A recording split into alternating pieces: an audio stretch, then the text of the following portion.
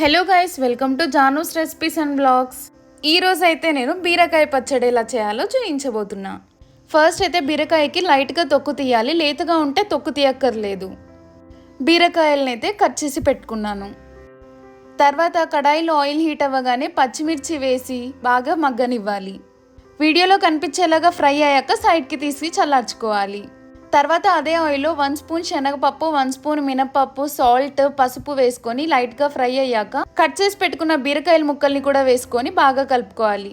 అందులోనే కరివేపాకు, కొత్తిమీర కూడా వేసుకొని ఒక 2 మినిట్స్ ఫ్రై అయ్యాక కట్ చేసి పెట్టుకున్న ఒక 3 టొమాటోస్ వేసుకొని బాగా కలుపుకొని మూత పెట్టేయాలి. వీడియోలో కనిపించేలాగా బాగా ఫ్రై చేసి చల్లారాక మిక్సీ పట్టి పెట్టుకోవాలి. దాన్ని ఒక బౌల్లో వేసుకొని పెట్టుకొని తాలింపు వేసుకోవాలి. ఆయిల్ హీట్ అవ్వగానే శనగపప్పు, ఆవాలు, జీలకర్ర, ఎండుమిర్చి, కరివేపాకు, వెల్లుల్లి కూడా వేసుకొని ఫ్రై అయ్యాక తాలింపు వేసుకోవాలి.